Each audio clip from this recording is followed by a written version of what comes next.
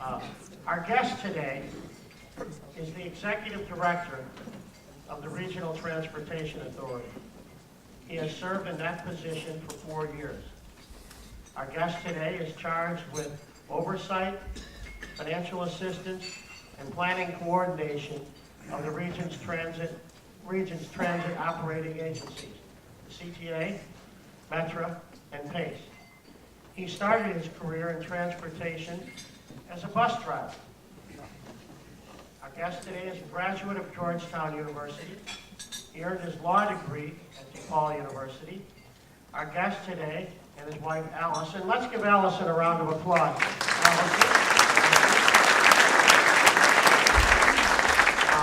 Live in Wilmette. They have one son and one daughter. Ladies and gentlemen, please welcome to the City Club, Steve Schlickman. Steve?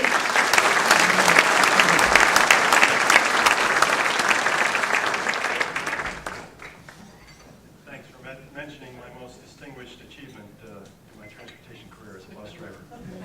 It really did get me started. I wouldn't be here but for that job. Thank you for having us here today again. And let me note that my best partner at the RTA, Jim Riley, who was billed for this event as well as I was, is not here today, obviously. And the reason why is he's down in Springfield protecting our interests there.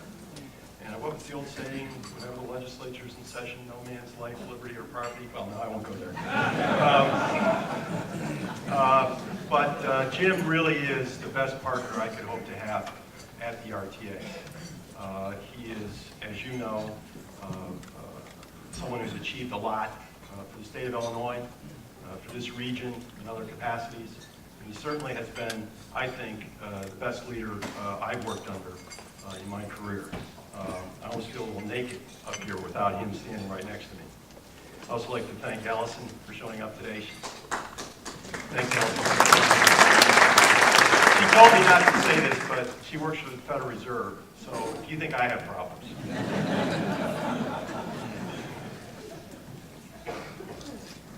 I'd like to also mention two very important people in my life, in my career.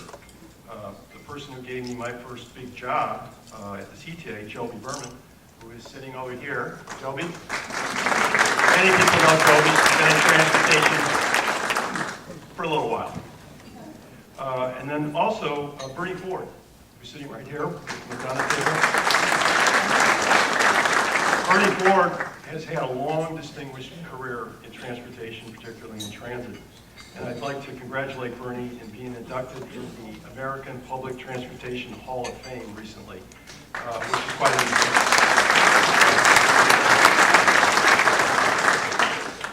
I'm going to be talking a lot about our strategic planning process, and I'd like to acknowledge a few of my staff who are here, who are part of that process, and really are doing the work I stay on top of. I don't do the work, I make sure they do the work. First, I'd like to mention Diane Palmer. Diane is our public input oversight manager for communications. Public input is very important to our strategic plan. Joe Costello, who is responsible for our financial planning. Grace Galucci, who is doing our performance measures and condition assessment. Grace. And last but not least of my staff, Leanne Redden, who is actually my chief strategic planner, who's going to pull all this strategic planning together. And she's sitting next to her leader, Judy Barber Topinka, who's the chair of our planning committee. No. Yes, you are.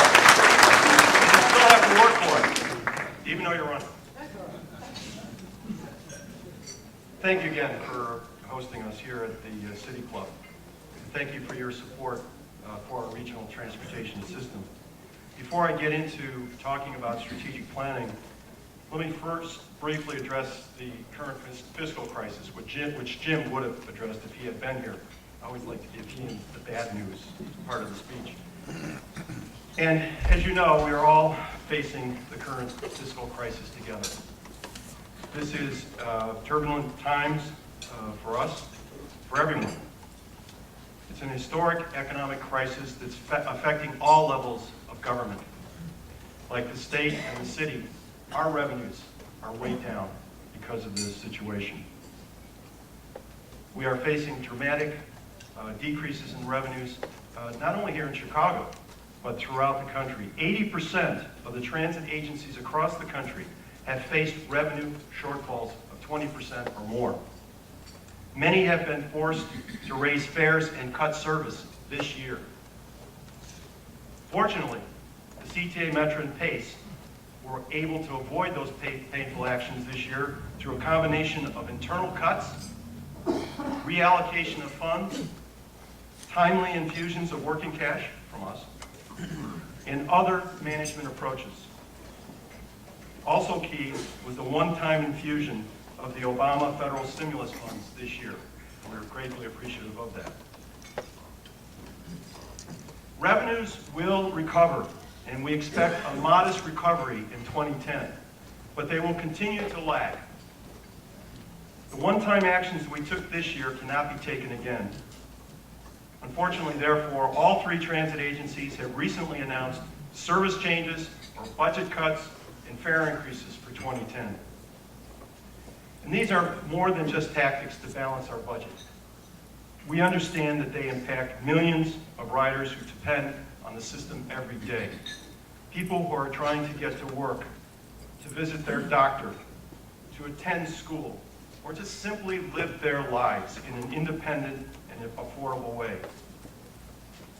Whether you depend on transit every day or not, we all have a vested interest in maintaining a vibrant, reliable system that provides vast economic, environmental, and quality of life benefits to northeastern Illinois. Thus, the RTA's role as the fiscal oversight manager of the three operating agencies is more important than ever before. We took action this year to infuse working cash into the system to stabilize it.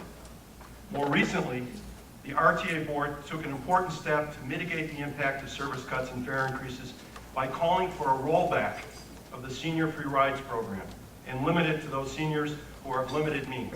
Sorry, Paul. Sorry, Mom and Dad, if you see this tape. Through this approach, we believe we can gain up to $37 million in new revenue. Also under this approach, seniors in the state of Illinois circuit breaker program, which has income limits of $22,000 per person and $30,000 for a family of two, will continue to ride free. And there are 30% of our current seniors who are on the Senior Free Rides program will fall into that category. All other seniors, regardless of income, will continue to benefit from the half fare program that we've had all along.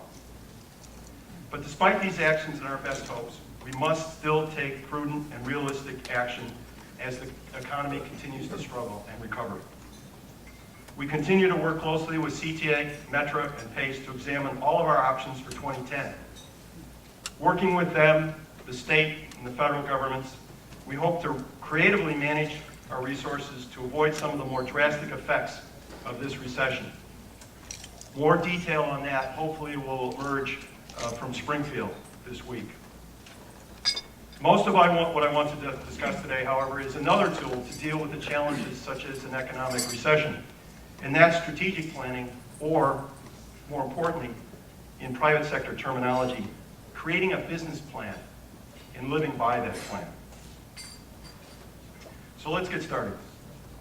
By now, many of you have seen the devices that are at your tables. We are going to use these keypad pads to help you give us input to questions we're going to ask of you and instantly display the results. One of the changes we brought to the RTA, Jim and I, over the last 4 years is to greatly increase the amount of public input and involvement in our work. And now it's your turn today. So when I get to a question today, I will ask for your immediate feedback.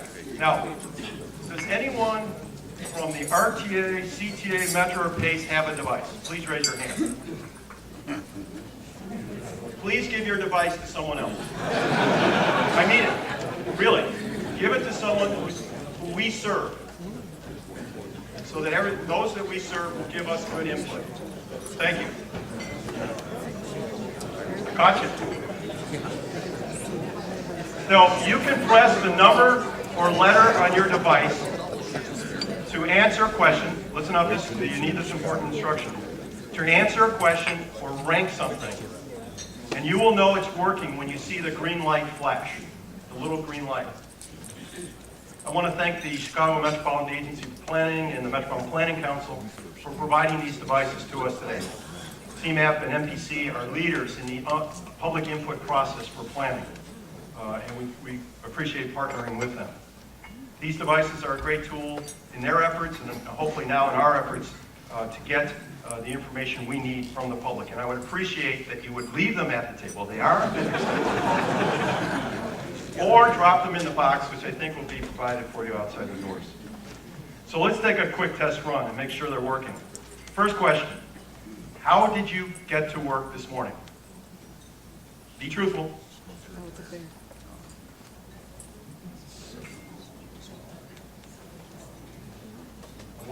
There's a little counter on the top there, you can see. 157, 62, 66. Almost done. Let's close it. Now the results. 44% car, truck, SUV. Well, now that we've established that people are truthful and the devices are working, let's move on. Shortly after Jim Riley became chairman of the RTA in 2005, and I was brought on board to help develop a strategy that would both address the financial crisis and take steps that would improve the operation and infrastructure of the entire system. We immediately recognized the importance of having full involvement of our service board partners, CTA, Metra, and PACE, in planning. Depending on the measure used, our regional transit system is the second or third largest in the country. We have about 3,800 buses and vans, 2,300 trains, almost 1,500 miles of track, 915 bridges, and 300 rail stations. In addition to the service boards, we also know that it's critical to have the entire region involved in the planning process.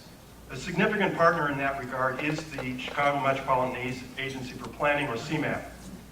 Their 2040 Regional Comprehensive Plan will be a foundation transit can build upon.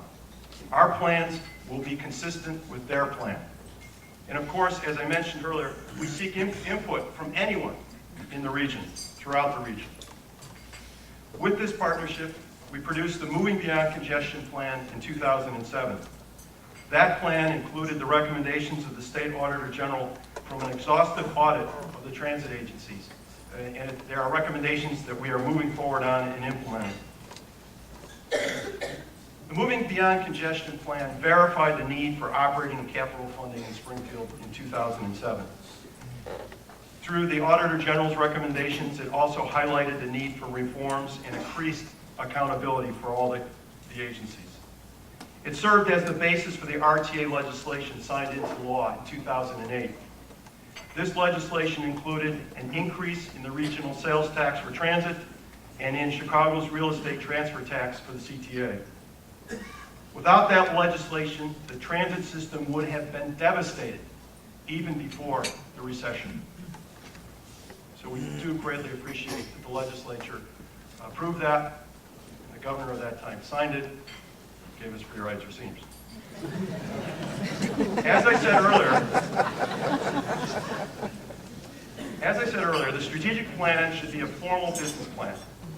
As with any company who is accountable to their board, shareholders, or customers, we are accountable to the RTA board, the service board, board of directors, the taxpayers, our riders, the General Assembly, and all the other local governments in the region.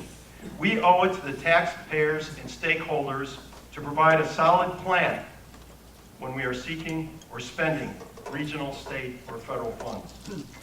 We also owe it to the people of Illinois to provide the best possible service that we can for that investment. Through a strategic and business plan, it is RTA's job to fairly balance the competitive needs of a very diverse region and help improve service for everyone who lives in northeastern Illinois. We need to update the Moving Beyond Congestion Plan.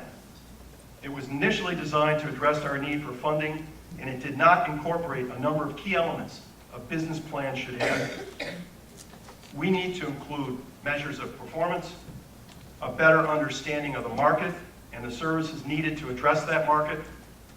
We also need a thorough assessment of the condition of our infrastructure and a 10-year financial projection.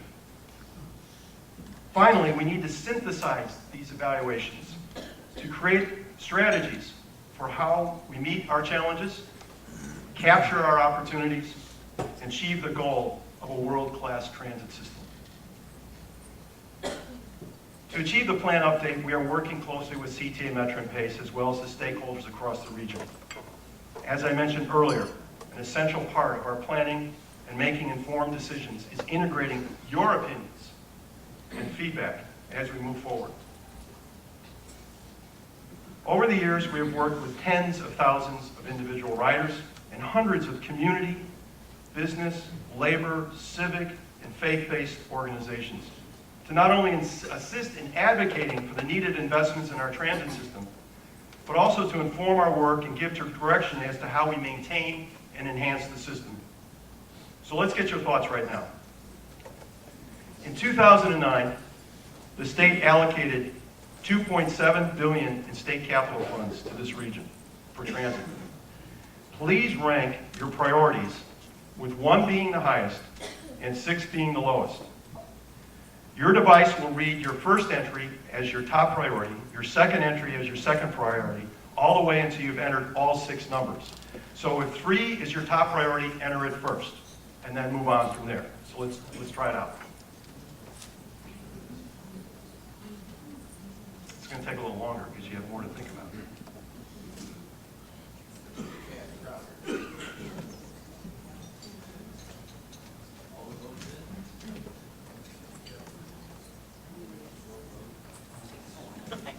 You are doing 6. Entry's right.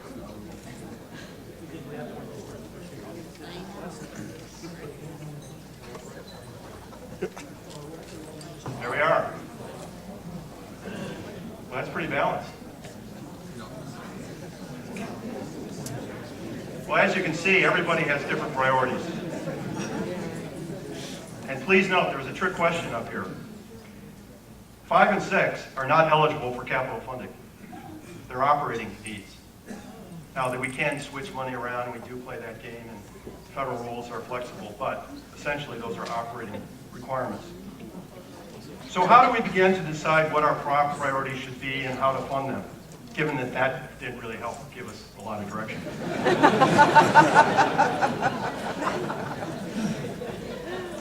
One of the first tools we will use is system performance measurement.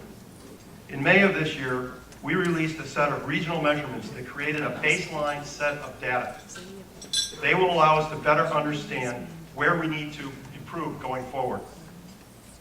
The 5 regional performance categories are service coverage, service efficiency and effectiveness, which evaluates the supply and demand, the quality of service delivered, service solvency or service level solvency, which assesses the financial condition of the system, and finally, service maintenance and capital investment. Based on these measures, the system actually measures quite fairly against our peers, such as New York, Philadelphia, and Boston. More specifically, we found that we are performing well in service coverage and service efficiency and effectiveness. While we have been doing well on service level solvency, the economic situation has made this a challenge. And if we don't reinvest in our system, service maintenance and capital investment will also be challenged. These measures increase the overall accountability of the system. We now have the data that tells us where we are doing well and where we are not, where we need to improve. As we monitor the results year over year, important trends will emerge that will help us all understand what we need to do to improve our transit system. To improve our performance, one of the first things we must do is better understand our riders, where they are coming from and where they need to go. We also need to know what discourages people from using transit. We need to conduct some good old-fashioned market research. But before I share some of the results of our research, let's do a little research on you right now. What aspect of transit do you most want to see improved? Increased speed of service? Lower fares? Shorter wait times? Easier way to pay fares? Or easier transfers? Now, we're only voting on one. If you vote a second time, that changes your vote. The last thing you punch is your final vote.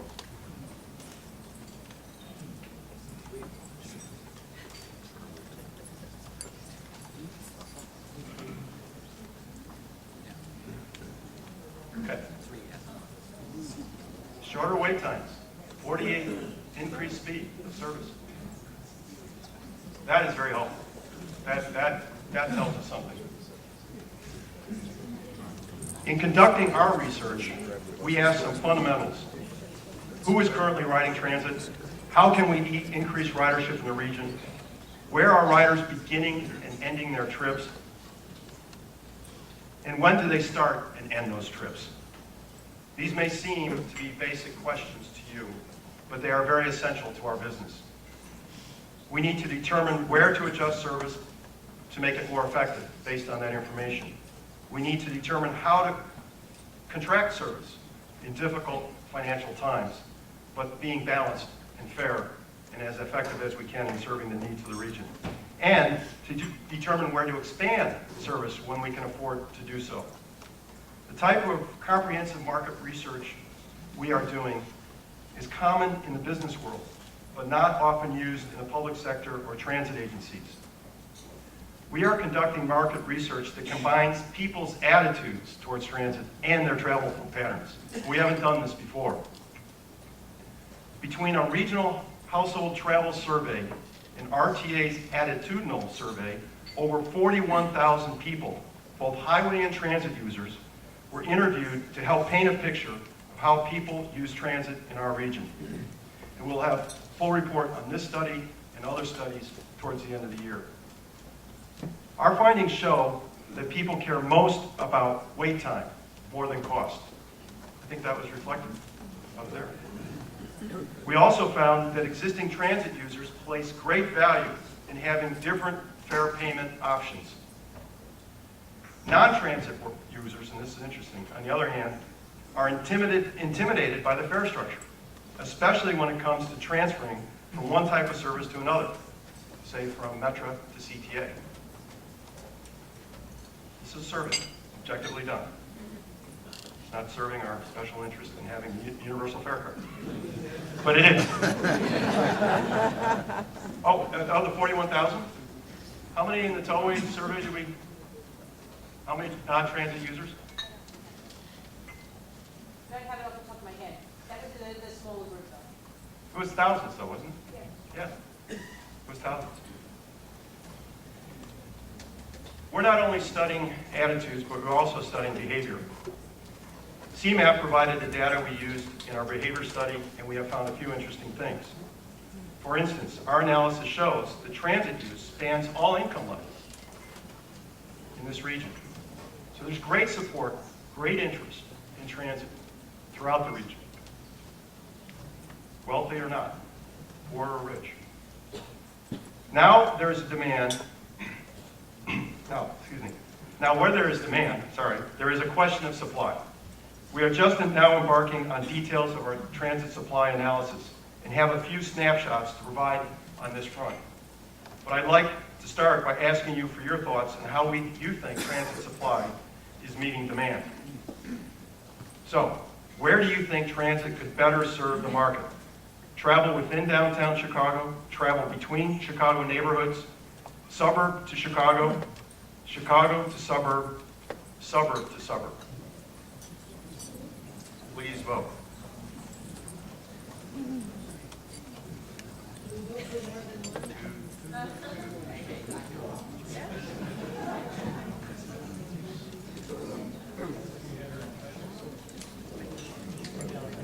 Okay, all right.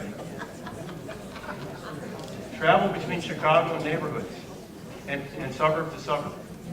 Interesting. What I like about this poll is that we can use this information and run it against the actual data once we compile it.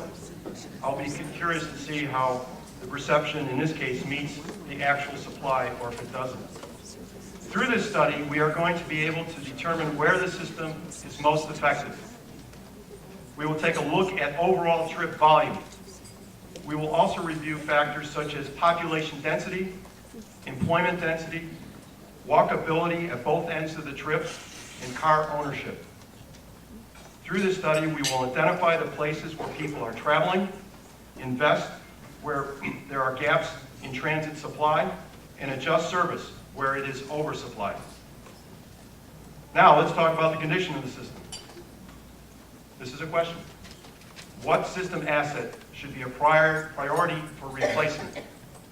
Buses, rail cars, stations, rail bridges, rail tracks. This is a ranking approach, correct? So your top priority is your first entry, your second priority is your next entry, until you've gotten through all 5.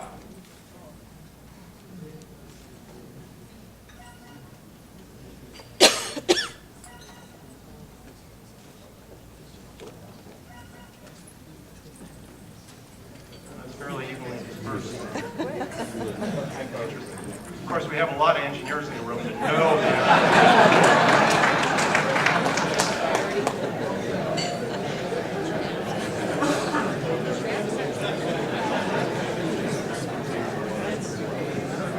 Our asset condition assessment is based on a 5-point rating system. A 3, 4, or 5 means the asset is in a state of good repair. A ranking of 1, as it reads up here, does not literally mean that an asset is past its useful life. It essentially means that the asset requires excessive repair to keep it working well in a safe order. We are evaluating 70 assets within our system, and so far, some of our preliminary findings show the following assets to be beyond their useful lives. 70% of the Metro rail bridges. Who rides Metro? Whoa. Did you look at the bridges lately? 42% of CTA's bridges, 36% of PACE's buses, 32% of Metro stations, and 24% of CTA rail tracks. Good news, only 4% of Metro's rail cars. Clearly, expansion should be prudently balanced against bringing the system up to a state of good repair. This is also an indication that bridges and other hidden infrastructure are a critical priority. I want to emphasize that our network is very safe, but it is costing us a lot in operating repair to keep it that way. The final new study we need for a solid business plan is an assessment of our capital and operating financial resources. The RTA strategic plan will incorporate a 10-year financial outlook regarding the financial stability of the whole system. This long-range financial projection will reflect necessary actions to balance our system's operating budget now and over time. Our budget projections, combined with all the reports I just discussed with you, will provide the basis for service and project priorities, will reestablish the need for more capital, which will lower our operating costs, provide a solid plan to weather economic downturns with less upheaval, and allow us to craft a vision for the future, which is a world-class transit system. Now I'd like to describe some of the most immediate projects and improvements, and then move on to some of the more long-term ideas that we have for improving the system that could give us that world-class system. One of our ongoing endeavors is station improvements. This happens regularly. For instance, the CTA Red Line's major Howard Station renovation is near completion. CTA will soon complete the renovation of the Brown Line's Belmont and Fullerton stops. Metra will be reconstructing the Winnetka station on the UP line and the Tinley Park 80th Avenue station on the Rock Island line. Such projects will be a year-to-year effort as we continue to upgrade and improve the system. Now, something that's been near and dear to Jim, since he's been at the RTA? How about a universal fare? Well, it is one of our top priorities, and one of the reasons now is because non-users cited for not using the system. Our current objective is a universal fare system based on the use of smart credit card and debit card technology. Essentially, the private financial institutions will collect fares and remit them back to the system, so we can actually get rid of the fare collection system that is a costly thing for us to operate and replace. Other technologies on the horizon include embedded chips in your cell phone that would function the same as a smart card. Europe and Asia are already using this technology. What does that say about the United States? And we hope to see it in the States soon. We really need to get ahead of the curve on this one. One of the promising solutions to transit demand we are investigating is bus rapid transit, or BRT. This is a new generation of bus service that provides many of the benefits of more traditional, high-capacity, light rail or heavy rail rapid transit, but at a much lower cost. BRT vehicles can operate in their own lane or in managed share lanes with other vehicles, allowing them to all avoid congestion. The system would allow passengers to board and leave the bus in a very similar way as you use a train station. Through BRT, we can cut travel times, improve station options for the suburbs and the city, and quickly increase transit capacity throughout the region. Working with PACE and IDOT, we've identified opportunities for BRT in DuPage, Will, and Western Cook counties. Specifically, we are looking at BRT on Cermak Road and along the shoulder on I-55. And we hope to have demonstrations of these projects in the very near future. Rail expansion projects has been something we've been doing for a long time. The current ones include, and these are in study phases, Metra Starline, Southeast Service, and Northwest and West Union Pacific capacity expansion, CTA Circle Line, Red Line extension, Orange Line extension, and Yellow Line extension. These are evidence of a region-wide demand for more service. There's tremendous support for all of these projects. However, as I stated earlier, such major investments must be prudently balanced against our need to maintain the existing system. Looking a little bit further into the future is our vision for transportation hubs. We need to look for opportunities to bring modes of transportation together so that you can move easily between them. Imagine being able to purchase a ticket for Greyhound and Metra at the same time for a round of trips and take those trips from the same location. Or navigating your schedule of air, bus, train arrivals and departures in one location. Many of you have already seen this rendering of the West Loop Transportation Center, which Chicago Department of Transportation has put forward, which could include Amtrak, Metra, Greyhound, and CTA, all in one superstation. And you just have to go to Berlin to see a superstation that has been built in a town that's very comparable in size to Chicago, the Chicago region. Another example would be airport access and full transit integration. We have a great opportunity with the developments for Western access to O'Hare. Imagine having a high-speed rail from Springfield to O'Hare, that location. Or flying in on a business trip, landing in Midway, and getting on a train to a nearby city outside of our region. These are some of the exciting possibilities for intermodal travel that we want to promote. We need your help to move this strategic plan forward. We must work together to map our future. This includes working with CMAP on their comprehensive regional plan, Go to 2040, which should be the foundation for our plan. It also means working with other organizations such as the Metropolis 2020, Metropolitan Planning Council, and others who have continued to work towards elevating the quality of life throughout the region as a whole. And transit is a key part of that quality of life. Today marks the kickoff of the next phase of completing the transit strategic and business plan. Over the next 6 to 8 months, we will be releasing our findings, holding public hearings, and working toward creative solutions to a challenging future. The RTA is committed to working with the Service Board, CTA, Metra, and PACE, area counties, local communities to enhance and expand our transit system to better serve the 8 million residents of northeastern Illinois. Now, I know many of you are already partners for transit, but if you are not, I encourage you to visit movingbeyondcongestion.org and sign up. As a partner, you will have a tremendous access to information that we provide. And we will keep you abreast of the important developments as we go forward with our planning efforts. We want your collaboration. So, as you drop off your keypads, don't keep them. Expensive.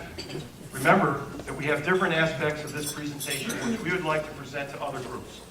So if you have a group that you would like us to speak to, and if you want us to drill in on something, we will. Just give me your card or see one of my staff who are in the middle tables over here, and they will take that and we'll make appropriate arrangements. Thank you for having us here today. Thank you for being part of the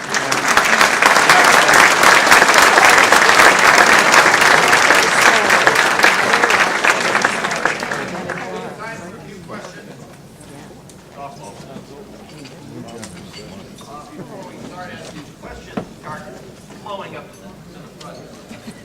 We look around, see if anyone has a question. Letitia Peralta Davis, former executive director of McPherson. Where are you, Letitia? Where are you? Stand. There she is. Stand up. Spoke her many times. Okay, here we go. Judith, only because you helped collect questions. This is an easy one. Question number one. The scariest people are bus drivers. Grossly overweight and smoking. Heart attacks waiting to happen.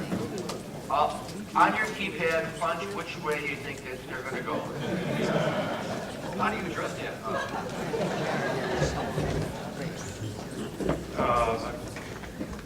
I'm at the 20,000 foot level. I don't really have a lot of interaction with the bus drivers. We're not responsible for the bus drivers or any of the direct operators. But certainly, by example, we want to promote wellness within our organization. We have actually a wellness committee at the RTA that feeds me good ideas as to how I can better serve the needs of my employees so that they are productive and enjoy their working environment. And I would encourage the service boards to do the same. All right. From Joyce Sachs, board member. Will other stations be sold privately like North Avenue and Clybourne to Apple? Privately? CTA has to squeeze wherever they can to find revenue. And I think that's a very innovative approach. And I think there's many other things that they can do, and I'm sure they're looking at them and doing them. And of course, we are trying to provide them input too. We just engaged KPMG to be our public-private partner advisor. There are PPP arrangements throughout this country and around the world that we have not applied here in Chicago. Not that they will actually all be applicable, but we need to learn more about them. We need to try and test to see if they work. So privatization, I think, is something we very much need to do. From Ruben Hedlund, what is the status of the O'Hare Express and who's in charge? Thank you, Ruben. It's good. Where are you? Hi. He was a good partner of mine back in the early 90s when we were trying to serve downtown transportation. I don't know. I really don't know. I can't answer that. Good thing we don't have the old keypads out, eh? From Don Prius, I'm giving you a lot of beanballs here. Here we go. Most of the Loop L stations are deplorable, yet you did not mention them in capital improvement. Yeah, I did. Well, that was the station improvement slide that I went through. Clearly, we have stations throughout the system that are in constant need of renewal. And I am aware of the downtown stations. There's a long history about the downtown stations, and it relates to the interstate transfer program back in the 80s. Those stations are actually the responsibility of the city of Chicago, correct? And but they actually own a big part of our rail system. They have done a lot of things to it. So I'm hopeful that that will be addressed. We certainly highlighted those stations in the tour we had with the state legislature last summer or earlier this year.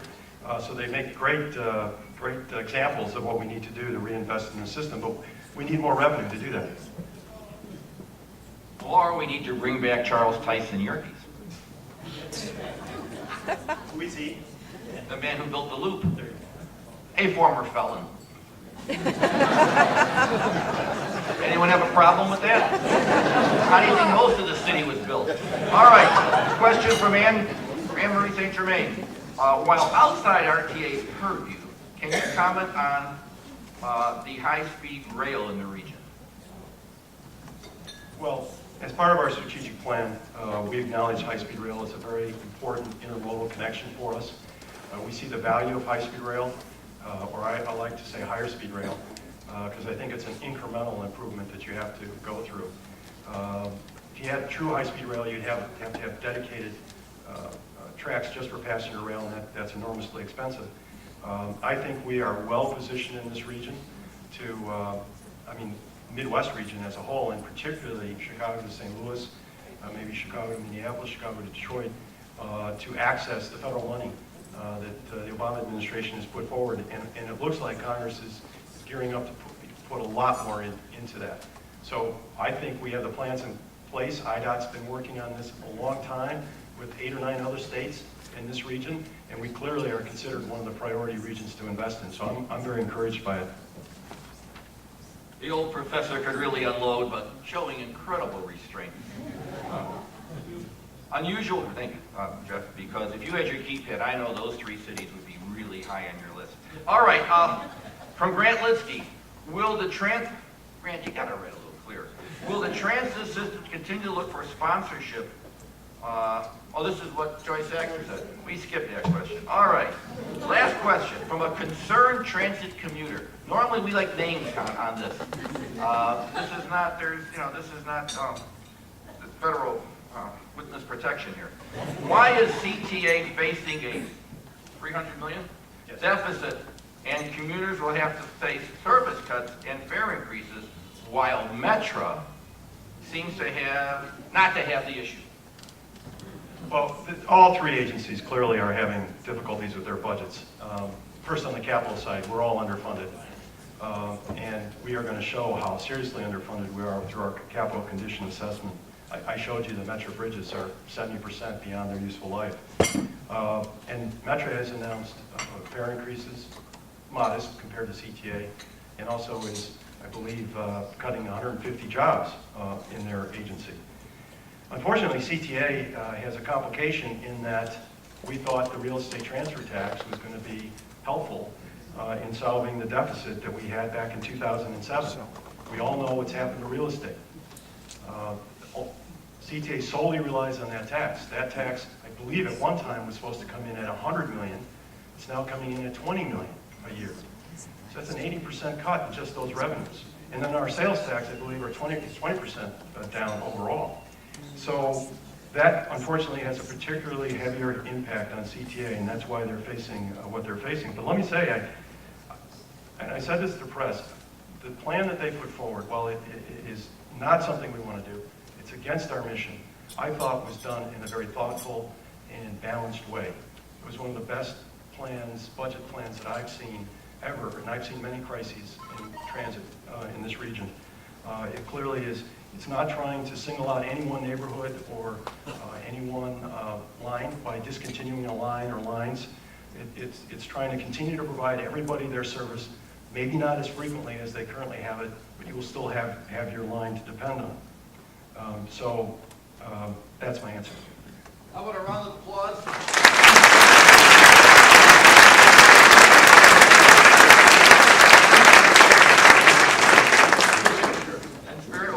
One-year free membership, but there is a sort of economic value. You don't get it free if you're of a certain income.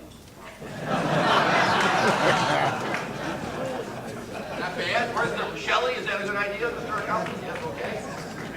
Wait, we're not done. How many histories of the city club do you have? Now you have 2. 2 mugs from the City Club of Chicago. We're adjourned.